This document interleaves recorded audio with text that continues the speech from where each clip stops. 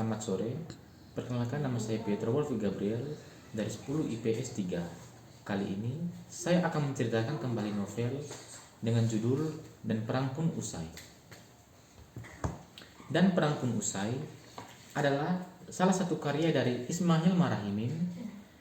Roman ini mendapat hadiah kedua dalam sayembara mengarang roman oleh Dewan Kesenian di Jakarta pada tahun 1977 dengan judul 3 Lagu Dolanan.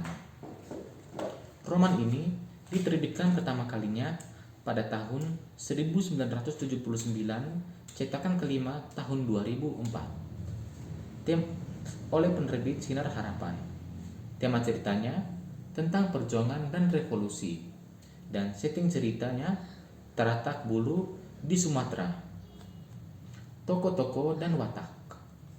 Gentaro Ose, seorang kepala camp tawanan milik Jepang yang memiliki sifat cukup baik.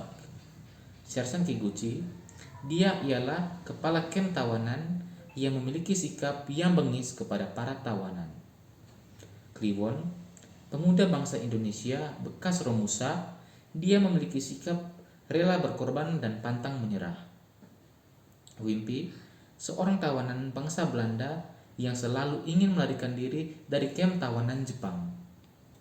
Lena, anak Haji Zen, dia adalah kekasih Kliwon yang punya misi sama dengan Kliwon. Van Roscoe, seorang tawanan bangsa Belanda, dia juga seorang pastor. Haji Zen, tokoh masyarakat Taratak Bulu, beliau memiliki semangat juang yang tinggi dan rela berkorban. Pak Tua Hasan, orang pribumi yang ikut membantu pelarian para tawanan. Ringkasan cerita. Dengan hati-hati, beberapa tawanan yang berada di kamp tawanan Taratak Bulu milik Jepang berencanakan akan melarikan diri. Namun, rencana pelarian tersebut pertama kali diajukan oleh Wimpy, seorang tawanan dari bangsa Belanda. Hal itu belum mendapat kesempatan oleh semua tawanan yang berada di dalam camp.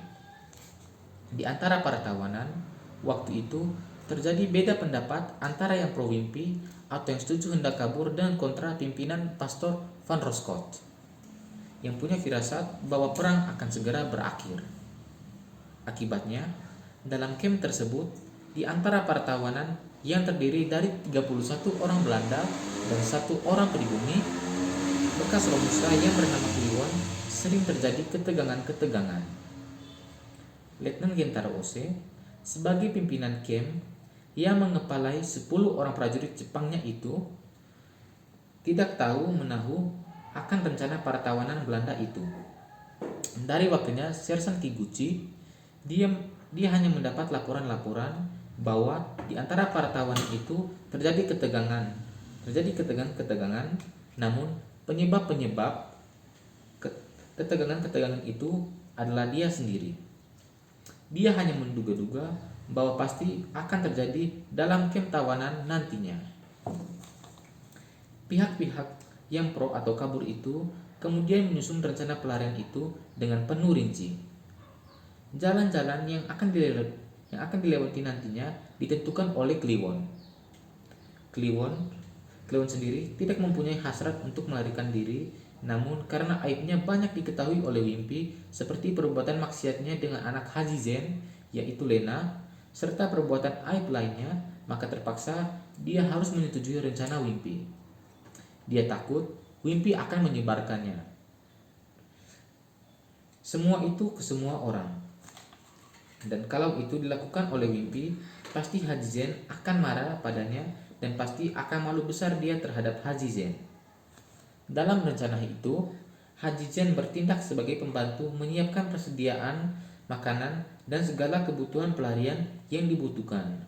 Sedangkan Pak Tua Hasan akan dijadikan sebagai petunjuk jalan untuk menuju ke sebuah desa terasing, tempat nantinya mereka bersembunyi.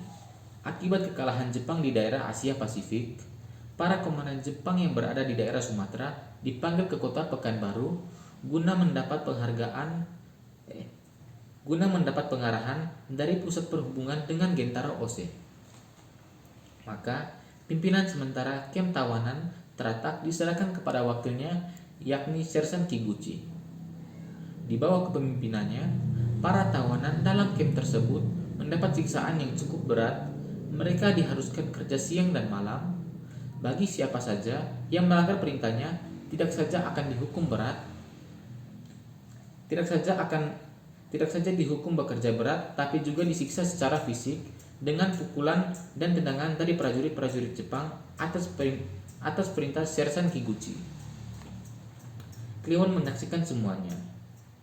Malah, ketika ia hendak memasuki kem, sewaktu akan pulang dan kencannya dengan Lena, Kliwon tidak jadi pulang dari kem. Dia tidur di atas rel kereta api. Hampir saja Kliwon mati dilindas kereta api di paginya. Untung saja itu tidak terjadi. Sementara itu, Letnan Ose menerima pengarahan dari pusat, yakni Kaisar Jepang, bahwa Jepang telah kalah dan menyerah terhadap sekutu. Maka seluruh komando diperingatkan agar menjaga tawanan dengan baik sambil menunggu kedatangan tentara sekutu yang akan menyelesaikan semuanya di Indonesia. Tiba di kem teratak Bulu, Letnan Ose langsung mengumpulkan para prajurit Jepang di halaman kem guna menyampaikan pesan dari Kaisar. Rupanya, para tawanan menerjemahkan dengan versi lain. Mereka menganggap bahwa kedatangan prajurit Jepang yang dipimpin langsung oleh Letnan Gentaro Ose tersebut adalah suatu pengarahan pembantaian terhadap para tawanan. Karena berpikiran begitu, ketika para prajurit Jepang datang, para tawanan itu pun melakukan rencana pelarian mereka. Rombongan pelarian itu bertambah satu orang lagi, yakni Lena, yang memaksa ikut bersama Kliwon kekasihnya itu. Walaupun sudah diberi nasihat oleh Pak Tua Hasan, namun Lena tetap bertekad ikut. Hal ini dia lakukan sebab dia tidak rela Kliwon meninggalkannya, padahal Kliwon sudah sering menidurinya. Dia pun tidak mau menikah dengan pemuda lain yang belum dikenalinya dan tidak dicintainya. Sebelum rombongan ini tiba di tempat tujuan, yaitu desa terasing yang dijanjikan oleh Kliwon, namun rombongan itu berhasil ditemukan oleh prajurit-prajurit Jepang.